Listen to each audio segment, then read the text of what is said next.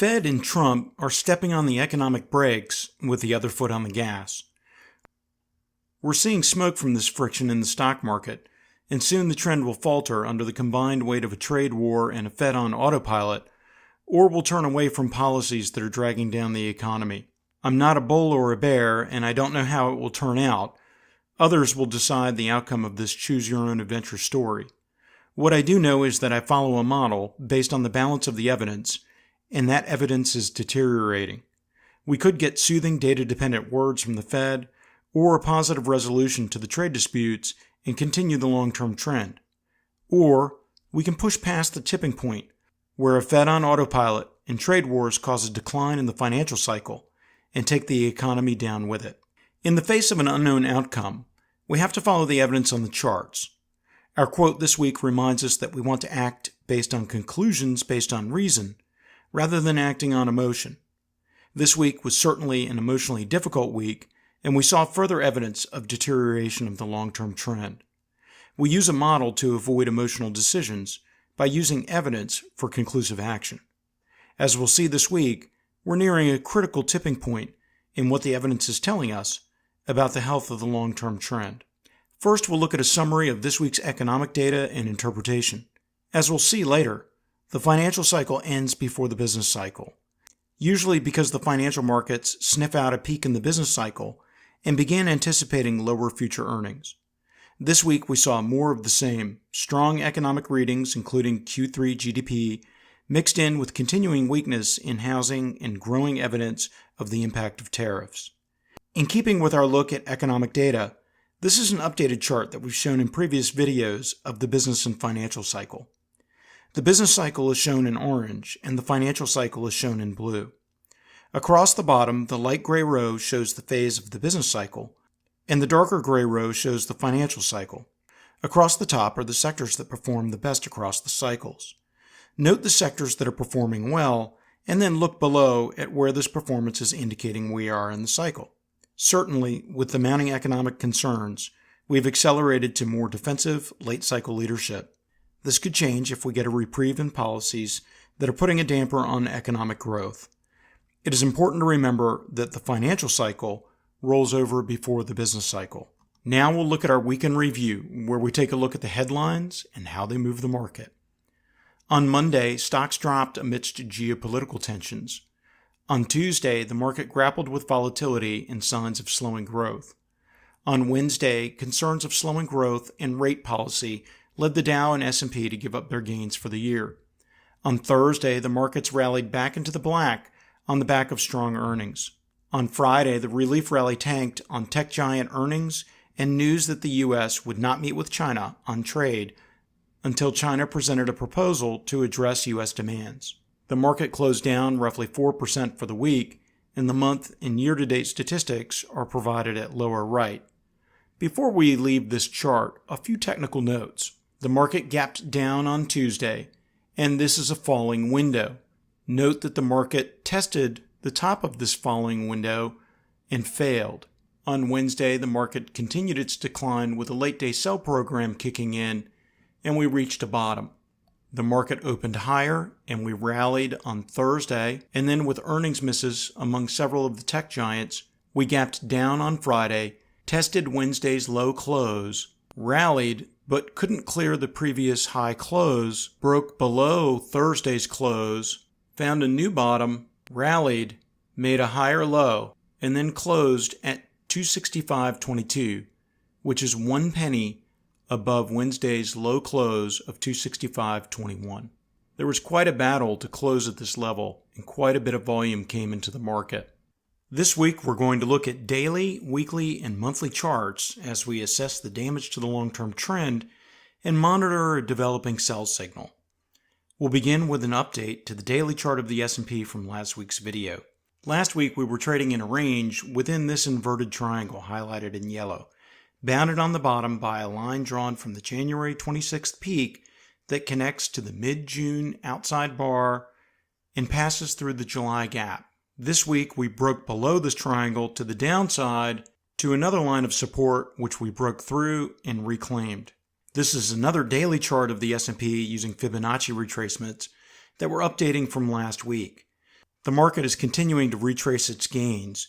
Notice the battle between the bulls and the bears at the 38.2% retracement, with this bearish continuation pattern that we had in place last week. We've now dropped below the 61.8% level. We've also dropped below the bottom of the rising weekly channel from the 2015 through 2016 correction, shown here in green. This is today's candle. Because the market isn't closed yet, this candle is highlighted in yellow. Notice the very long upper wicks and lower wicks. This is what we call a high wave candle, which is an indecisive candle. Looking at the long upper wick, you can see that intraday there were two areas that we tried to reclaim and failed: the rising weekly channel and the 61.8% fib. Often, when price breaks a trend line, it will try to reclaim it from underneath. If the test is unsuccessful, price continues down. In general, there are many professional investors that don't want to be long the market over a weekend. There's an old saying that markets don't bottom on a Friday. So although we saw quite a rally off the lows, we ought to be prepared for a retest of today's low next week before we have a more decisive outcome. Now we'll look at a weekly chart of the S&P with the ADX trend indicator. This is a chart that we went through in a previous video, and at that time the bulls were still holding the line, but we wanted to see improvement. Now the bears have taken the lead, and as you can see, the red line is over the green. However, the black line is just over 20. At the time of this recording, it's north of 21, and this indicates a weak trend. If black moves over 25, we'll have a confirmed bearish trend on a weekly basis. Before we leave this chart, there is a bright spot. Looking at our weekly moving averages, price has dropped below the moving averages, and we're seeing the 32 and 40-week moving averages turning down. But we're still in a bullish configuration. Remember that this is a visual representation of the trend, but gives a later exit signal than we would like for scaling into more defensive positions. Our last chart is one of several longer-term charts with emerging sell signals. This is not an indicator that we use in our model, nor can you use one chart to determine when to get out of the market. But this has been very reliable in the past and is worth watching. This is a monthly chart of the S&P, with Martin Pring's KST indicator shown in the lower panel. The KST indicator measures the rate of change of price across multiple time frames. Think of it as a very smooth price momentum indicator. The collection of signals shown in the text box has been very accurate in forecasting bear markets and corrections. So let's look at the historical signals and how they compare to present day. Going through the checklist, the first signal is a trendline break. We have trendline breaks preceding the bear markets of 2000, 2008, and the 2015 through 2016 correction. Note that a dotted trendline is used for 2015-2016 to technically denote a correction versus a bear market. The second item on our checklist is where price crosses below the 12-month moving average shown in blue. We have a negative cross here in 2000, 2008, and 2015 through 2016. The third item on our list is a trading range or distribution from early buyers to late buyers. Often these trading ranges feature a break above the previous peak and then a drop below. We see these trading ranges here, here, and here. The last item on our checklist is a bearish KST crossover or sell signal. We have bearish crossovers here, here, and here. Now let's look at the present day. While the month is not over, there are only 2 trading days or 9% of the data remaining. Since we're 91% complete, let's go through our checklist. We have a trendline break, which has become more pronounced since this chart was generated, price dropping below a 12-month moving average, and a trading range. What we do not have yet is a bearish KST signal. Again, the month is not over, but at the moment we have 3 of 4 sell signals. But let's look a little more closely at the KST signal. A bearish cross can take quite some time to form and needs to appear together with the other 3 items on our checklist to generate a sell signal. Since the time this chart was prepared and the time of recording, we've lost 16% of the distance between the black and red KST line. A change in Fed policy or trade concerns and the resultant impact on global growth would certainly provide a positive lift to the black KST line. Given the amount of time that we have in these videos, we can't show you everything, but there is good news on some of the charts. On the daily chart, there's a bullish divergence in RSI, and that would be very positive if there's buying follow-through. The dollar is easing a bit, and the VIX made a lower high. But a lot of damage has been done to the longer-term trend, and we're coming to a tipping point in the balance of the evidence. At the tipping point, our strategy is to incrementally begin migrating into defensive assets. This is our strategy. No one except your financial advisor or investment professional can make recommendations that are suitable for you.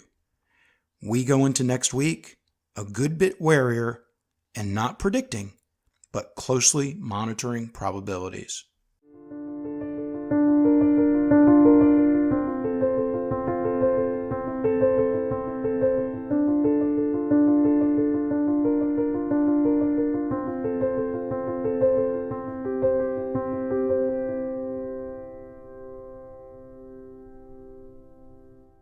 The information in this video cannot address the specific investment objectives, financial situation, or particular needs of any viewer. The information presented is solely for informational purposes and is not a solicitation or offer to buy or sell any security or financial instrument. None of the information in this video should be taken as investment advice. Any opinions expressed in this video are subject to change without notice. Caliber Capital Management, LLC, or KCM, is not under any obligation to update or keep the information contained in this video current. KCM, its officers, employees, or clients may have an interest in the securities, related securities, or derivatives of the securities referred to in this video. KCM accepts no liability whatsoever from any loss or damage of any kind arising out of the use of all or any part of this material. KCM recommends that you consult with a licensed and qualified professional before undertaking any investment decision.